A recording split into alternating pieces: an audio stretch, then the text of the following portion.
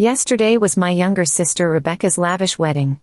I paid the entire $15,000 for her special day, wanting her to have everything perfect. My boyfriend Nathan, a corporate attorney specializing in financial crimes, and I were preparing to return to our Seattle penthouse. Before checking out of the hotel, I opened my banking app to pay our bill when the numbers on the screen made my blood run cold. "Nathan," my voice cracked with disbelief. "My money. It's gone." "What?" Nathan moved closer, his eyes narrowing at my phone screen. "I had over $25,000 in this account yesterday after paying for Rebecca's wedding. Now there's barely $10,000 left." My finger trembled as I pointed at the balance, my mind racing to process what I was seeing.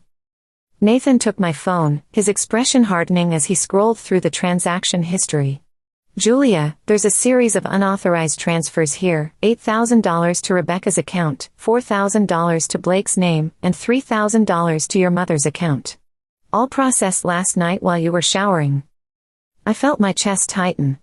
After building my real estate empire from nothing, after years of supporting my family while they looked down on my cold business mindset, this betrayal cut deeper than they could know. "This can't be." The words barely escaped my lips. "Someone deliberately accessed your account." Nathan's voice was calm but edged with fury. "We need to contact the bank immediately." As we walked through the hotel lobby, my phone rang. My mother's name flashed on the screen, the timing suspiciously perfect. "Julia, darling. Thank you again for yesterday." Rebecca looked absolutely radiant, she chirped, voice dripping with artificial sweetness. "Mom," I struggled to keep my voice steady, "there's $15,000 missing from my account since last night. Do you know anything about this?"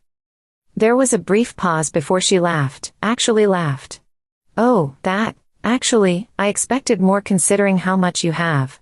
Her casual response left me speechless. "What do you mean?" "Rebecca mentioned your account balance while you were in the shower. We decided you wouldn't miss it. After all, it's only fair the money goes to someone who really deserves it." My mind reeled. Deserves it? Blake's voice suddenly cut in. "Look, Julia, you've got millions sitting around while we're struggling with Emma's dance lessons. Consider it Rebecca's extended wedding gift. You always have money but no family to spend it on."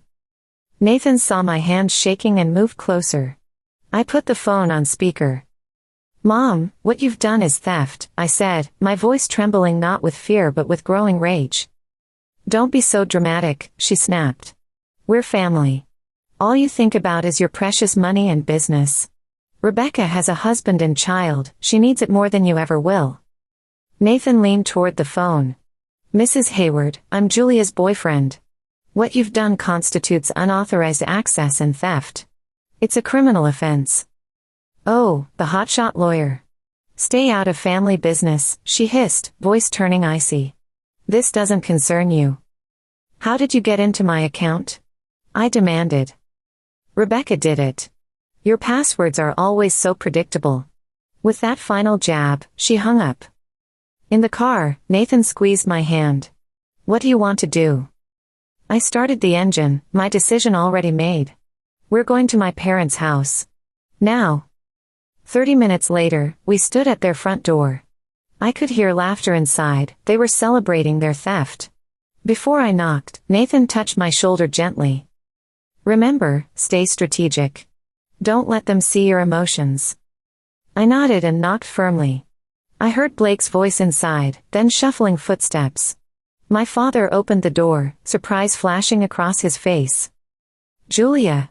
Thought you'd be halfway to Seattle by now." I walked past him without a word, straight to the living room where Rebecca, Blake, and my mother sat surrounded by shopping bags. Rebecca was modeling an expensive watch, one identical to what Nathan had given me for my latest business success. Blake lounged on the sofa, feet up on the coffee table, smirking when he saw me. They fell silent as I entered. "How did you access my account?" I asked, my voice dangerously quiet. Rebecca shrugged, flashing her new watch. "While you were showering. Your password was pathetically easy. Same one you've used since college." "Why?" I asked, though I already knew the answer. Blake didn't even bother sitting up. "Why not? You're swimming in cash while we're struggling to give Emma the life she deserves. You live in that ridiculous penthouse all alone, while we're crammed in the guest house. My mother nodded. It's only fair, Julia. Rebecca needs it more. Need? My voice remained eerily calm. You need to steal from me. Julia, don't be so dramatic, my mother sighed, patting Rebecca's hand. We're family. Your money is family money. My father flipped his newspaper. Lower your voice. The neighbors will hear. Nathan stepped forward. Julia has supported all of you for years. The down payment on this house. Rebecca's college tuition. Emma's private school. Wasn't that enough? Rebecca rolled her eyes. That's her duty as family. Julia's single, no children, with that cold business mind of hers. We have real responsibilities. It was only a small portion of your millions anyway, Blake added with a dismissive wave. You'll make it back by next week. Besides, my mother said, her voice dripping with condescension, the money should go to Rebecca. She's always been the one who truly deserves the best. Unlike you, she understands family values. The words hit me like a physical blow. Years of memories flooded back, the $5,000 I gave for Emma's 7th birthday party, the vacation I funded for my parents' anniversary, the countless times I'd answered their calls for small loans that were never repaid. I want it back, I said, voice steady despite the fury building inside me. Every cent. Now. Blake laughed. Impossible. It's gone. Wedding gifts, shopping, bills. Shopping. I looked pointedly at Rebecca's wrist. She smirked. The watch Blake wanted. You're not the only one who deserves nice things. Anna, my mother said, you always overreact. We're family. It's only natural to share. Share. Nathan's voice was cold. This is felony theft. My father finally lowered his paper. Young man, don't bring legal nonsense into family matters. I stood there, watching them, my so-called family. In their eyes, I saw nothing but entitlement. No gratitude, no love, just expectation. I was their personal ATM, nothing more. I understand now, I said softly, a small smile forming on my lips. I understand completely. They exchanged confused glances at my calm demeanor. I'll handle this my way, I said, pulling out my phone and dialing a number. Who are you calling? My mother demanded, suddenly nervous. The right people, I replied calmly. I realize I've been enabling this behavior for too long. As I waited for the call to connect, Rebecca laughed nervously. Don't be so mad. With your money, you'll replace it in no time. We needed it more than you. I looked at her directly, my expression perfectly composed. You're right about one thing. I do make a lot of money. I turned slightly as the call connected. Yes, hello. I'd like to report a theft. The room fell silent. As I gave my details to the Financial Crimes Division, the front door opened, and Detective Diana Hudson stepped into the living room, badge already in hand. Understood, Ms. Hayward. I'll take it from here, she said, her presence commanding immediate respect. My family's faces drained of color as they realized what was happening. Goodbye, I said, my voice steady. Don't ever contact me again. Once inside the car, I couldn't hold back anymore. 10 years of supporting them. And this is how they repay me? I gripped the steering wheel, tears threatening to fall, but anger kept them at bay.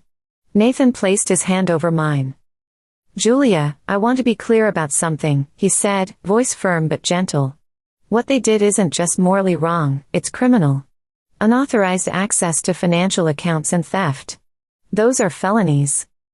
But they're family. The word tasted bitter now. That makes it worse, not better, Nathan's eyes locked with mine. Family should protect you, not exploit you. If a stranger stole $15,000 from your account, would you hesitate to call the police? I shook my head. Then why accept this betrayal just because you share DNA? They've been using you as their personal ATM for years. His words crystallized something inside me. This wasn't love. This was exploitation, dressed up in family obligation. You know what's strange? I said, straightening up. Part of me knew this day would come. It's why I've kept records of every loan they've never repaid. Nathan raised an eyebrow. Records? 10 years worth, I said, a cold smile forming. Every guilt trip, every demand, every dollar. All documented. Instead of heading home, I drove straight to the Financial Crimes Division. Detective Diana Hudson, a stern-faced woman in her 40s, listened intently as I explained what had happened. Ms. Hayward, may I ask why you came directly to us instead of starting with a regular police report? She asked, studying me carefully. Because this isn't an isolated incident, I replied calmly. It's the culmination of years of financial exploitation. And because I have evidence. Nathan explained his legal background and how the case involved multiple financial crimes spanning years. Detective Hudson's expression remained professional, but I caught a flash of interest in her eyes. I've seen many family exploitation cases, but rarely does the victim come prepared. I've maintained detailed records for years, I explained. Call it business sense or paranoia, but I document everything. That will be extremely helpful, she nodded. Would you like to press charges? Yes, I said without hesitation. But first, there's something I need to do. On our way home, I asked Nathan to make a stop at an address in the suburbs. A woman about my age opened the door, surprise evident on her face. Julia. I haven't seen you since Blake and Rebecca's engagement party. Samantha, I said to Blake's cousin. I need to talk to you about something important. Inside her modest home, Samantha listened quietly as I explained what had happened. Instead of shock, her expression showed grim recognition. They did the same thing to me 3 years ago, she finally said. Blake convinced me to loan them money for Emma's medical bills. $12,000. When I asked about repayment, they turned the family against me, said I was being selfish. I'm going to stop them, I told her. I've filed charges. Would you be willing to testify about your experience? Samantha hesitated, fear visible in her eyes. They'll disown me completely. They've already taken everything they could from you, Nathan said gently. All that's left is your silence. She looked down at her hands, then back at me with newfound resolve. I'll do it. It's time someone stood up to them. Back at my penthouse, I gazed out at the Seattle skyline, the city lights reflecting in the window. This view had cost me years of hard work, starting from nothing after putting myself through nursing school while caring for my family. Nathan brought me a glass of wine, settling beside me on the sofa. Feeling better? He asked, his hand covering mine. I took a deep breath. I feel clear. Like I've been looking through foggy glass for years and someone finally wiped it clean. My voice shook slightly. I never saw it before, how systematically they were using me. People who truly love you don't treat you like a resource to be exploited, Nathan said quietly. I opened my laptop and pulled up a spreadsheet. Look at this. In the past year alone, I've loaned them over $50,000. None repaid. Plus the constant gifts, the emergencies, the guilt trips. Nathan studied the meticulous records. Julia, this is incredible. You've documented everything. I'm a businesswoman, I said with a small smile. I track all my transactions. I just never wanted to see the pattern. Nathan's legal mind was already working. This shows a clear pattern of exploitation. The unauthorized transfers are just the tipping point. Can I really report my own family to the police? The words caught in my throat. They committed a crime against you, Nathan said firmly. Being family doesn't give them immunity. In fact, it makes the betrayal worse. The next morning, Nathan arrived with Eleanor Winston, his colleague who specialized in financial crimes. Julia, Eleanor said, shaking my hand. Nathan told me about your situation. I'd like to help, if you'll allow me. I invited them in, and we gathered around my dining table. Eleanor opened her briefcase and laid out several files. Financial exploitation by family members is far more common than people realize, she explained. Especially targeting single, successful individuals. Victims often stay silent out of shame or misplaced loyalty. I flipped through the documents she'd brought, case studies, legal precedents, guidelines for building evidence. Is all this really necessary? I asked. They're still my family. Family or not, what they did was criminal, Eleanor said firmly. And based on your records, this wasn't a one-time lapse in judgment. It's a systematic pattern of exploitation. If you don't stop them now, Nathan added, they'll continue. Next time, it might be $30,000. Or worse. I took a deep breath. What's the first step? You've already done the hardest part, documenting everything, Eleanor said. Now we organize it into a legal framework. Bank statements, text messages, emails, witness statements, anything that proves unauthorized access and shows the pattern of exploitation. Over the next days, I meticulously reviewed my records spanning 10 years. My financial diary had entries for every loan, every request, every guilt trip. My God, I whispered, seeing the total. They've taken over $200,000 from me over the years. Money I worked night shifts as a nurse to earn before building my business. What struck me most was their methodology, starting with flattery, you're so generous, moving to family obligation, we're family, we help each other, then to comparative guilt, Rebecca needs it more, and finally to accusations, you're selfish to refuse. It's emotional manipulation, I said, the realization dawning. A perfect system of control. Eleanor Winston joined Nathan and me for dinner at my penthouse.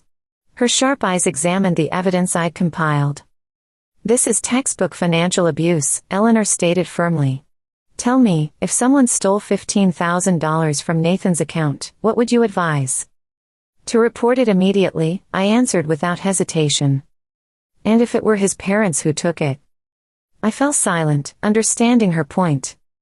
A crime doesn't become less criminal because of shared blood, Eleanor said. Family ties make this betrayal deeper, not excusable. Her words cut through my remaining doubts.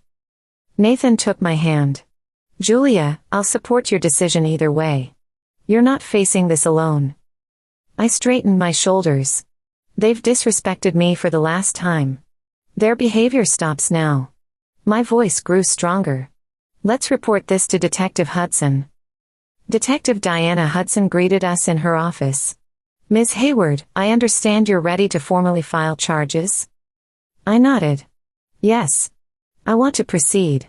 Please explain everything that happened, she requested. I detailed the wedding expenses I covered, the unauthorized $15,000 transfer, my family's callous reactions, and their years of financial manipulation.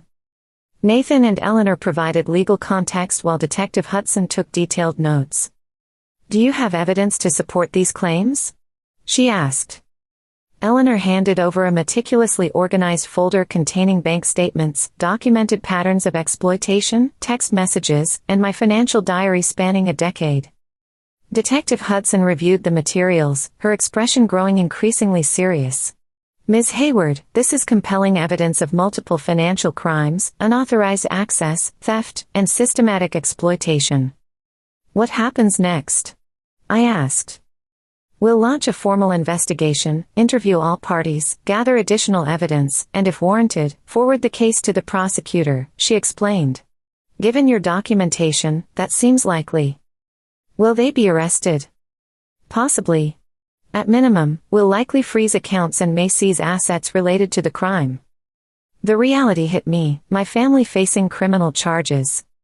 Having second thoughts? Detective Hudson asked, noticing my expression. No, I said firmly. Just processing the consequences. Ms. Hayward, she said gently, family financial exploitation is one of our most common cases. You're the victim here. Remember that. Her words released something inside me. I wasn't the villain for seeking justice. Proceed with the investigation, I said decisively. By morning, my phone was overwhelmed with frantic messages. Rebecca's came first. How dare you report us? They froze our accounts. Emma's dance recital costume isn't paid for. I can't believe you'd do this to your own niece. Blake's message was threatening, while my mother's dripped with manipulation. Julia, what have you done? Police officers came to our home. The neighbors saw. Your father's blood pressure is dangerously high, if anything happens to him, it's on your conscience. Withdraw the complaint immediately. I sent one reply, you chose theft over family. I choose justice over enabling. I'm done being your ATM. The following evening, Rebecca ambushed me outside my building, her designer sunglasses failing to hide her puffy eyes. "Julia!" she screamed, blocking my path.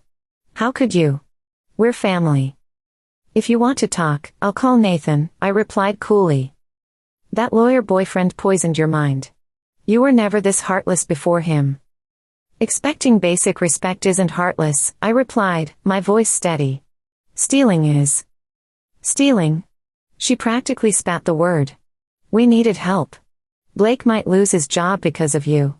What about Emma? Did you think about her?" Something snapped inside me. "Did you think about me when you stole my money? Did anyone in this family ever think about me except when they needed something?" Rebecca stepped back, suddenly seeing something in my eyes that made her afraid. "You've changed," she whispered. "Yes," I agreed. "I've finally changed. No more doormat. No more ATM. No more Julia to exploit." A week later, Samantha visited my penthouse. "I've decided to testify," she announced. "The detective took my statement yesterday."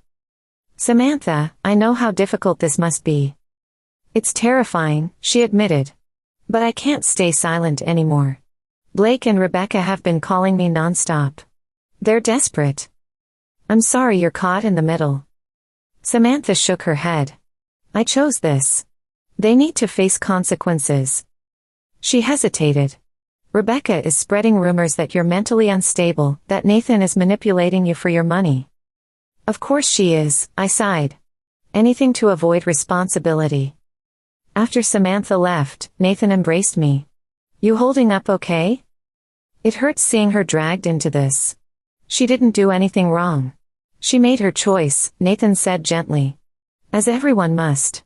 2 days later, Nathan arrived with news. "Rebecca and Blake will be prosecuted for unauthorized access and grand theft. Your parents are being investigated as accessories." "Will they go to jail?" I asked quietly. "Possibly, though as first-time offenders, they might receive suspended sentences," Nathan explained. "But they'll certainly face financial penalties, restitution, and potentially probation." That evening, my father called for the first time since the confrontation. "Julia," his voice was strained and unfamiliar. "What have you done?" "The police searched our house. They confiscated our computers." "I reported a crime, Dad. I'm the victim here." "Victim?" His voice turned bitter. "You're destroying this family. Your mother hasn't slept in days. Rebecca's a mess. Blake's been suspended from work. We might lose the house. Was that your goal?" I took a steadying breath. "These are the consequences of your actions, not mine." Silence stretched between us. "Then, you're no longer our daughter. You've betrayed this family. Don't ever come back." The call ended. I slid to the floor, expecting tears, but none came. Instead, a strange lightness filled my chest. His rejection hurt, but the chains of obligation that had bound me for years were finally broken. The following weekend, Detective Hudson called with an update. "Rebecca and Blake Hayward have been formally charged. Your parents won't face criminal charges due to insufficient evidence of direct involvement, but they may face civil penalties. The preliminary hearing is next week." She paused. "Ms. Hayward, have you received any threats or harassment from your family?" "My father has disowned me," I said simply. "I'm sorry to hear that," she replied with genuine sympathy. "Would you like to discuss a restraining order?" Later, I told Nathan about my father's call and the strange sense of liberation I felt despite the pain. "Julia, you did the right thing," Nathan assured me. "Their actions have consequences. That's not your fault. But I've lost my family. Real family respects and protects you," he said gently. "They exploited your trust and violated your boundaries. That's not family." Days later, an unexpected letter arrived from Samantha Morrison. "Dear Julia," it began. "I wanted to thank you properly for your courage. After watching you stand up to Rebecca and Blake, I finally found the strength to confront my own family about their financial exploitation. For years, they've borrowed money they never intended to repay, then called me selfish when I hesitated. Your example showed me I have the right to protect myself. You've inspired more people than you know." Clutching the letter, I felt validation wash over me. This wasn't revenge, it was justice. By protecting myself, I'd somehow empowered others to do the same. Friday evening, Nathan surprised me. I'm taking you somewhere special tomorrow. You need a break. He drove us to a stunning lakeside retreat an hour from Seattle. The setting sun painted the water with streaks of gold and crimson. Nathan, this is breathtaking, I whispered, momentarily forgetting everything else. He led me along a wooden dock where a small table awaited, complete with candles and champagne. What's the occasion? I asked. New beginnings deserve celebration, he replied, his eyes warm. After dinner, as twilight deepened and stars appeared above the lake, Nathan stood. Julia, he said, dropping to one knee and revealing a platinum ring box. My breath caught. These past weeks, I've watched you reclaim your life with extraordinary courage, he said, his voice steady and sure. You faced betrayal with strength and integrity. That's rare. Inside the box sat an elegant diamond ring, catching the candlelight. Julia Hayward, marry me. Let's build something real together, a family based on respect and trust. Tears welled in my eyes, not from grief, but from a profound sense of liberation. Yes, I whispered. 1,000 times yes. I'd lost the family I was born into, but found the chance to create something genuine instead. The investigation concluded, and court dates were set. 2 days before the hearing, Samantha called urgently. Julia, can we meet? It's important. At a quiet cafe, she seemed nervous but determined. I've been thinking constantly about this case. There's something you should know. What is it? Blake and Rebecca have done this before, to me, to others. They carefully planned this, using your generosity with the wedding as cover. Your parents knew everything. I stared at her. You have proof. Text messages, emails, recordings of conversations. I kept everything. Her hands trembled. I'm testifying. They need to face consequences. Samantha, they'll disown you completely. I know, she said, straightening her shoulders. But I can't stay silent anymore. Truth matters more than toxic family ties. Her evidence became central to the case, revealing a deliberate pattern of exploitation spanning years.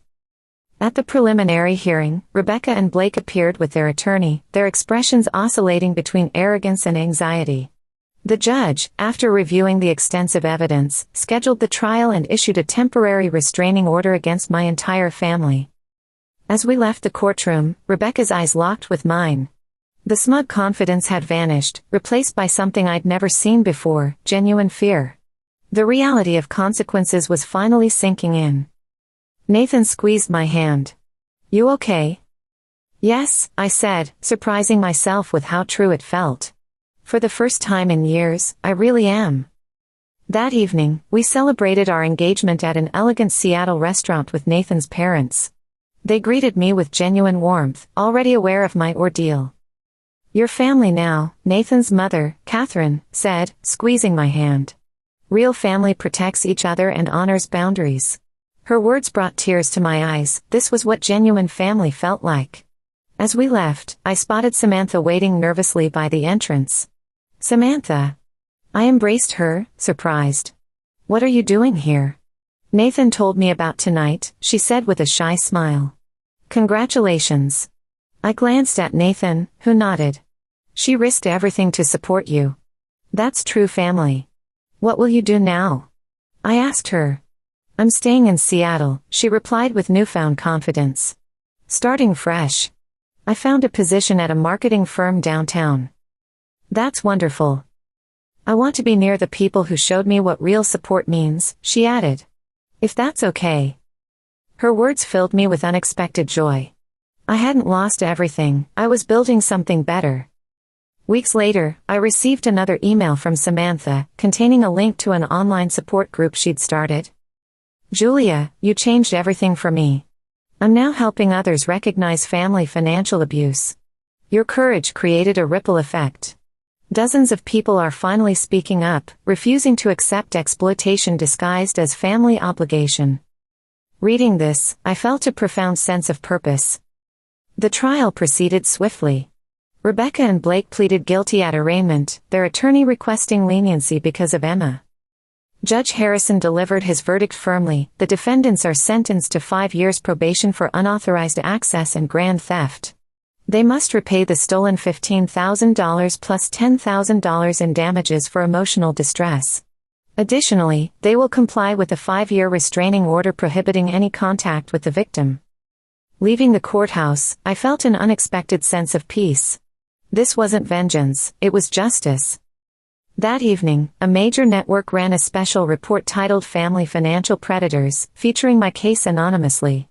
It sparked a national conversation about exploitation hidden behind family loyalty. My inbox filled with messages from strangers with similar experiences. You gave me courage to stand up to my sister. I finally closed my joint account with my parents. I reported my brother today. Nathan wrapped his arm around me. See that? You've become a beacon for others. 2 months later, enforcement began. Rebecca and Blake's accounts were frozen, assets seized, and Blake was terminated from his position due to the conviction. Their expensive lifestyle crumbled rapidly.